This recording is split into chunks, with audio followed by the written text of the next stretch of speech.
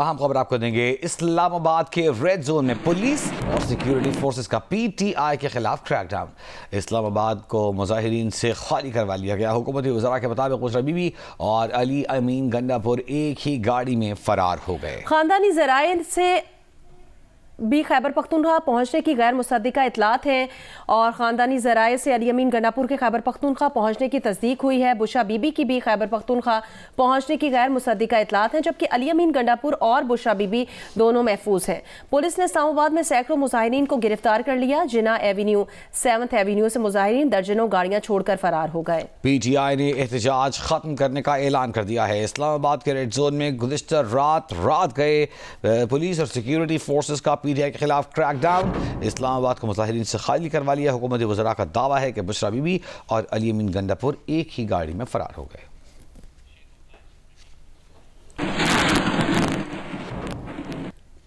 Secretary इतलात PTI Sheikh Waqas अकरम ने कहा कि हमें बताया गया कि अली अमीन गंडापुर और बुशरा बीबी महफूज हैं।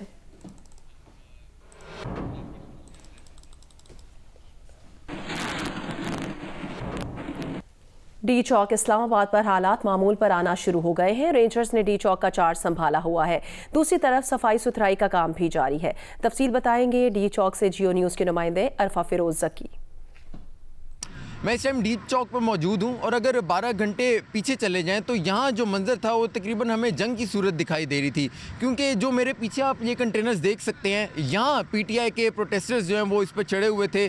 पथराव उनकी जानिब से किया जा रहा था, पुलिस की जानिब से जो वो शेलिंग की जा रही थी। लेकिन इस टाइम जो है वो मंजर बिल्कुल ही हमें मुख्तलिफ दिखाई दे रहे हैं। काफ़ी यहाँ डी चौक पर जो है वो पुरअमन सूरत हाल है। लॉ एंड ऑर्डर सिचुएशन जो है वो कंट्रोल में है और इस्लामाबाद पुलिस के साथ साथ रेंजर्स और जो पंजाब पुलिस है वो भी इस टाइम हमें जो है वो तैनात नज़र आ रही है। मेरे कैमरा में साजिद तारिक आपको दिखा सकते हैं कि मेरे पीछे जो कंटेनर्स हैं वो मुकम्मल तौर पर उसके सामने जो है वो रेंजर्स ने उसको कंट्रोल यहाँ संभाला हुआ है। इस टाइम जो है वो सफाई सुथराई का भी काम यहाँ जारी है, क्योंकि यहाँ शेलिंग बहुत ज़्यादा हुई थी तो शेल्स से जो है यहाँ से उठाए गए हैं। जो पीटीआई के कारकुनान थे उनकी जानिब से यहाँ तोड़ फोड़ भी अतराफ़ में की गई थी। पत्थर यहाँ इस रोड पर जो वो काफ़ी पड़े हुए थे। कंटेनर्स फ़िलहाल जो वो अपनी जगह पर मौजूद हैं, लेकिन उनको भी कुछ देर बाद जो है यहाँ से हटाने का काम शुरू कर दिया जाएगा। और जो डी चौक के अतराफ यानी कि चाइना चौक हो गया या आप इसको जो है वो जिना एवेन्यू कह लें, वहाँ पर जितने भी कंटेनर्स हैं उनको हटाने का काम शुरू कर दिया जाएगा और जो ज़िंदगी है, जो नकलो हरकत है यहाँ, वो मामूल के मुताबिक आना शुरू हो जाएगी। जी, 4 रोज से बंद मोटरवेज को हर तरह की ट्रैफिक के लिए खोल दिया गया है। इस्लामाबाद से पेशावर मोटरवे M1 ट्रैफिक के लिए खोल दी गई है। M3, M4 और M5 मोटरवे भी खोल दी गई हैं। मोटरवे M11 को भी लाहौर से सियालकोट तक ट्रैफिक के लिए खोल दिया गया है। इस्लामाबाद से लाहौर मोटरवे M2 भी ट्रैफिक के लिए खोल दी गई है।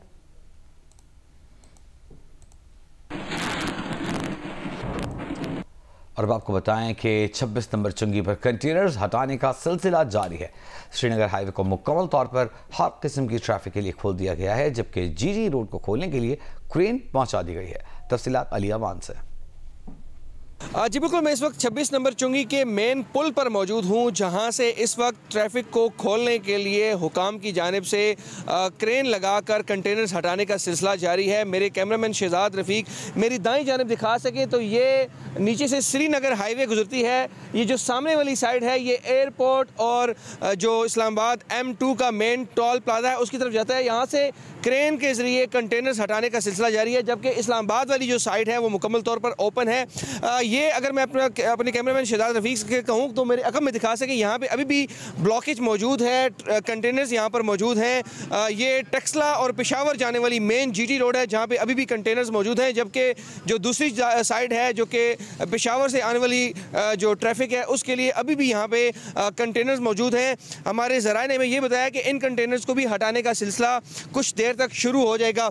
यहाँ पे अगर मैं दिखा सकूँ तो इस तरफ वो प्रिजनर वैन भी मौजूद है। जब PTI के जो एहतजाजी मुजाहिरीन 26 नंबर चुंगी पर पहुँचे थे तो उनकी पुलिस के साथ झड़प हुई थी, तो मुजाहिरीन ने इस प्रिजनर वैन को आग लगाई थी।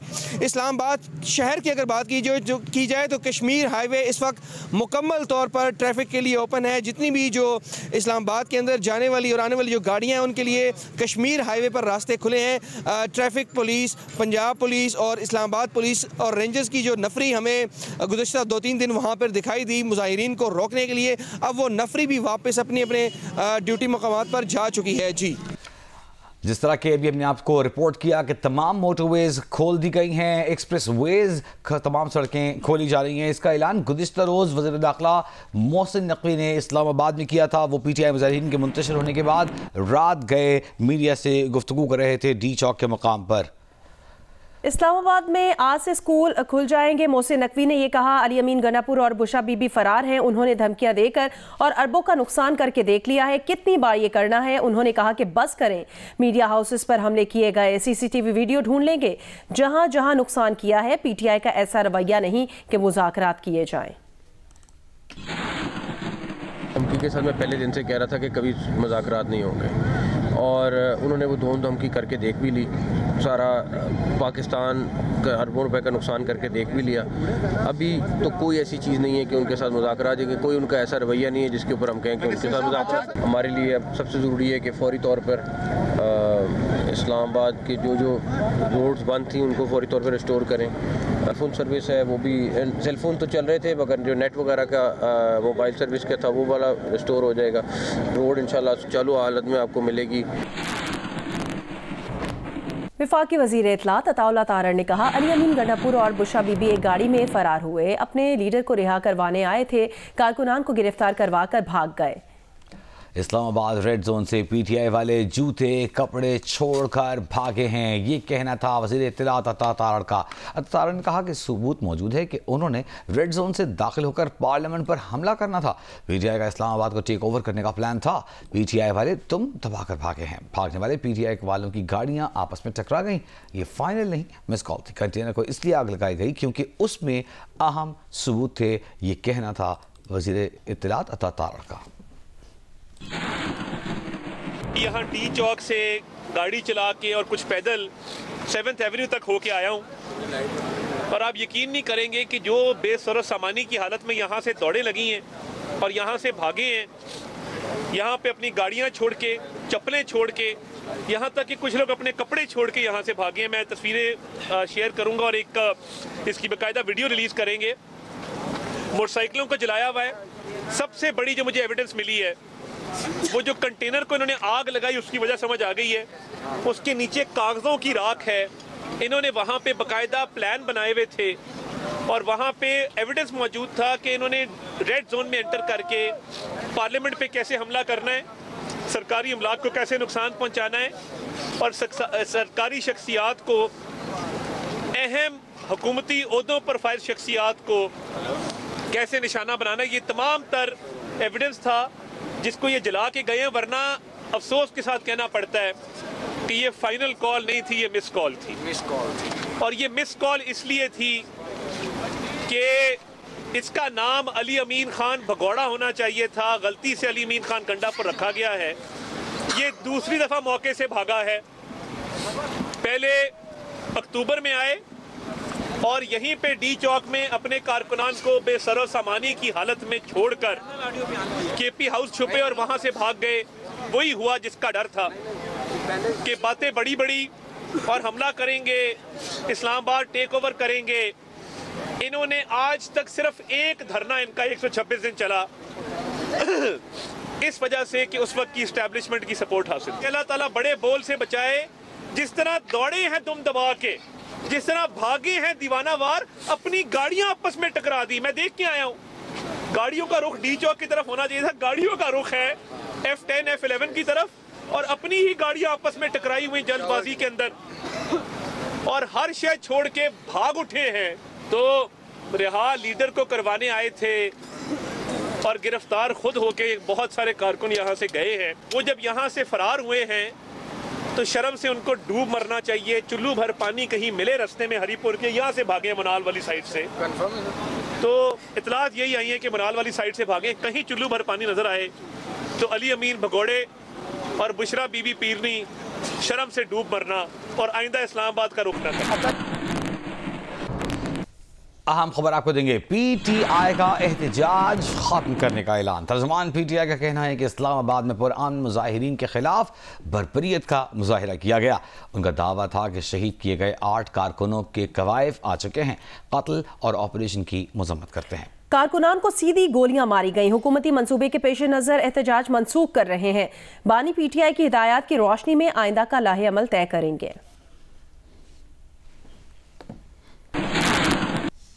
अमवात की तादाद के बारे में PTI के बयानात में तजाद। रहनुमा PTI शेर अफजल मरवत ने 12 कारकुनान की अमवात का दावा किया है। जियो न्यूज़ से गुफ्तगू में कहा वो और अली अमीन गंडापुर D चौक एहतजाज के हक में नहीं थे। शेर अफजल मरवत ने बताया कि अली अमीन चाहते थे कि कुलसूम अस्पताल से वर्कर्स आगे न बढ़ें। PTI वर्कर्स D चौक जाने पर बज़िद थे। उनका कहना था कि हम एहतजाज करने गए थे, गोलियों का हमारे पास कोई इलाज नहीं है।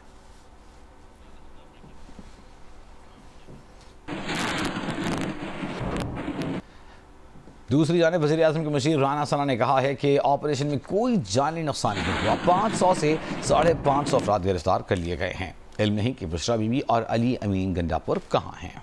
उन्होंने कहा कि अली अमीन और बुशरा बीबी ऑपरेशन के दौरान निकलने में कामयाब हुए। 15 से 20 हज़ार लोग KP से आए थे। उनमें अफगान शहरी भी थे। ये लोग मुसल्ला थे, इन्हें लूट मार भी करना थी। दिन के औकात में ऑपरेशन में ज्यादा जानी नुकसान भी हो सकता था। उन्होंने कहा कि हम खून खराबा नहीं करना चाहते थे। जो लोग शहीद हुए हैं उनके मुकदमात में ये सारे लोग नामजद होंगे। अमलाक को नुकसान पहुंचाने के मुकदमात भी दर्ज किए जाएंगे। रेड जोन में इकट्ठे हुए तो दोबारा ऑपरेशन होगा। रेड जोन से बाहर कहीं भी अपना एहतजाज रिकॉर्ड करा सकते हैं।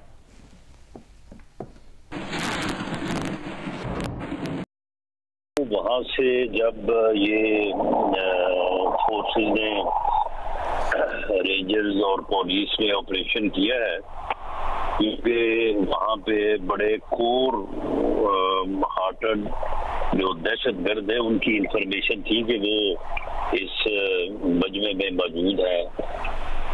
तो उस वक्त ये दोनों वहाँ से जब ये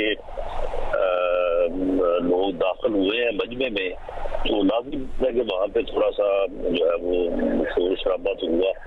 तो उस दौरान जो है ये वहाँ से निकलने में कामयाब हुए हैं। तो अभी तक जो है वो इनकी किसी जगह पे भी ट्रेस आउट होने या अरेस्ट होने की खबर तो नहीं मिल सकती। किसी वक्त 20,000 और किसी वक्त जो है वो 12, 13, 15,000 ये लोग जो है ये KPK से आए हैं। और इनमें जो है वो अफगान शहरी मौजूद थे, दहशतगर्द तंजीमों के लोग मौजूद थे। वो लोग इनसे बाकायदा अपनी उजरत, अपने पैसे लेके जो है वो शामिल हुए थे। साथ उन्होंने लूटमार भी जो है वो करनी थी। और ये लोग सारे मुसल्ला थे, इनके पास टीयर गैस भी थी। अगर ये दोबारा रेड जोन में इकट्ठे होंगे तो फिर दोबारा इनको ऑपरेशन का सामना करना पड़ता। देखिए, उसके लिए अगर तो ये रेड जोन में इकट्ठे हुए तो फिर तो फौरी तौर पे ऑपरेशन होगा। अगर रेड जोन से बाहर होते हैं तो फिर इनको समझाया जाएगा कि वो किसी एक मखसूस मकाम पे बैठ के जहाँ पे आम आदमी की या शहर की लाइफ जो है वो मुतासर ना हो, तो वहाँ पे बैठ के अपना प्रोटेस्ट रिकॉर्ड करवा लें। गुज़िश्ता रात जब बुशरा बीबी की D चौक से खैबर पख्तूनख्वा रवानगी की खबरें आई तो उनकी बहन मरियम रियाज वट्टू ने कहा था कि वो D चौक में ही मौजूद हैं। लेकिन अब उनका ताज़ा बयान सामने आया है जिसमें उन्होंने इल्ज़ाम लगाया है कि लगता है कि बुशरा बीबी को ज़बरदस्ती अगवा करके ले जाया गया है। वीडियो बयान में कहा कि कुछ लोग कह रहे हैं बुशरा बीबी को गिरफ्तार किया गया है या KP पहुँच गई हैं। वो KP में होती तो खैरियत से होती तो ज़रूर फैमिली से रब्ता करती। बुशरा बीबी ने अमल बता दिया था कि धरने को खत्म करने का हक सिर्फ बानी के पास है। PTI की सियासी कमेटी के पास धरने को खत्म करने का इख्तियार नहीं है। ये बुशरा बीबी की बहन है मरियम रियाज वट्टू जो बता रही हैं कि PTI की सियासी कमेटी के पास धरने को खत्म करने का इख्तियार नहीं है। उन्होंने बुशरा बीबी के हवाले से तहफ़्फ़ुज़ात का इजहार किया और इससे पहले वीडियो बयान में मरियम रियाज वट्टू ने कहा था कि वो D चौक में ही मौजूद हैं। जब से कुछ देर पहले जो सेक्रेटरी इत्तलात हैं PTI के शेख वक़ास अकरम, उनकी जानिब से ये वजाहत की गई है कि बुशरा बीबी और अली अमीन गंडापुर खैरियत से हैं। बुशरा इमरान की जैसी पता लगता है तो मैं आपको बताती हूँ, लेकिन बस बात इतनी है कि वो वही हैं, वो डटी हुई हैं जैसे उन्होंने वादा किया। कुछ लोग ये कह रहे हैं कि वो अरेस्ट हो गई हैं, अबडक्ट हो गई हैं, और कुछ लोग ये कह रहे हैं कि केपीके में वो नहीं हो सकती, अगर वो खैरियत से होती और केपीके में होती तो वो ज़रूर फैमिली को किसी को मैसेज करती।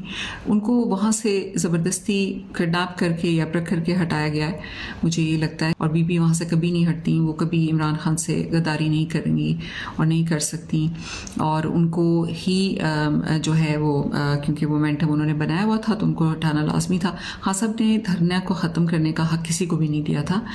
बुशरा बीबी ने आपको लाएमल बता दिया था कि धरने को कॉल ऑफ करने का राइट सिर्फ खान साहब के पास है, या बीबी अगर कह देती कि कॉल ऑफ हो गया धरना तो फिर वर्कर्स उनकी सुन लेते, क्योंकि खान साहब ने सारा प्लान उनको दिया था। मुस्लिम लीग नून के रहनुमा तलाल चौधरी ने कहा एक बार फिर अपने कारकुनान को अकेला छोड़कर बुलेट प्रूफ गाड़ियों में फरार हो गए हैं।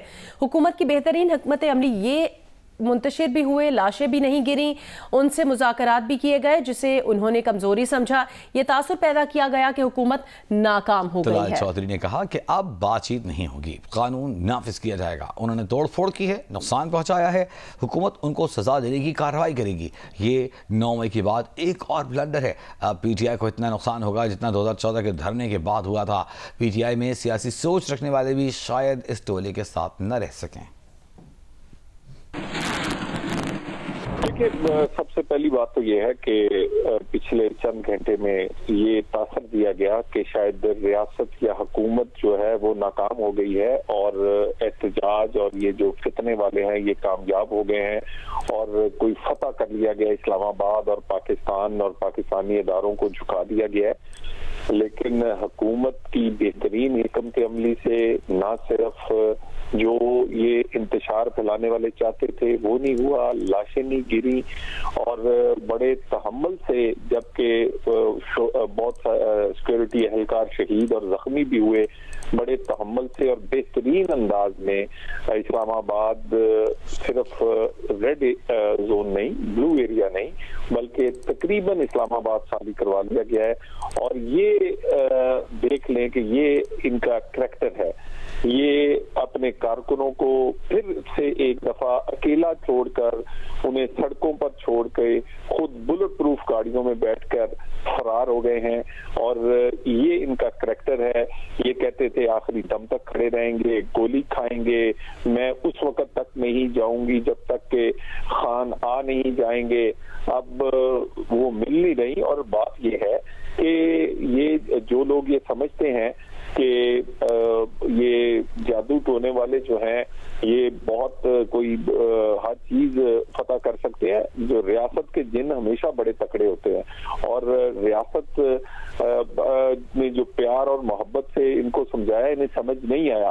कल जो बात इनसे मुज़ाकरात की गई, उन्हें इन्हें कमजोरी समझा, उस कमजोरी का नाजायज फायदा उठाकर ये रेड जोन तक आए।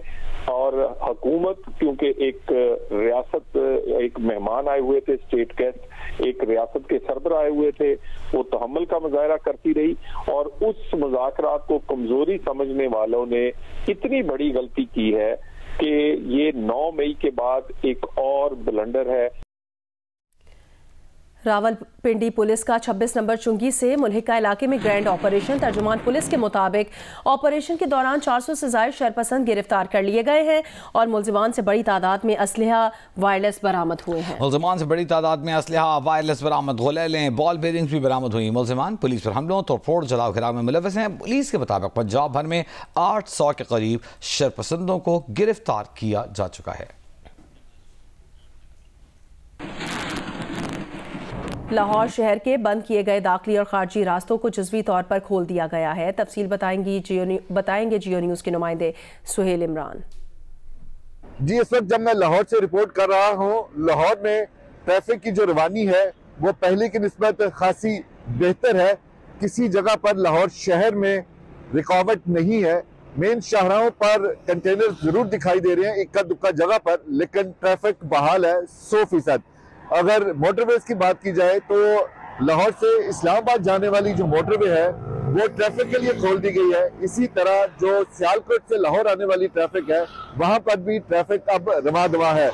इंतजामिया की जानिब से ये बताया गया कि लाहौर रिंग रोड भी कुछ देर के बाद खोल दी जाएगी। लाहौर का मौसम खासा बेहतर है, फजाई आलूदगी में बहुत ज्यादा कमी आई है। अब लोग सुबह और शाम के औकात में ठंडे मौसम से लुत्फअंदोज हो रहे हैं। जी, इस्लामाबाद में पीटीआई एहतजाज पर बात करने के लिए हमारे साथ टेलीफोन लाइन पर मौजूद हैं सीनियर तज्जियाकार सुहेल वड़ाई साहब। बहुत शुक्रिया सुहेल वड़ाई साहब।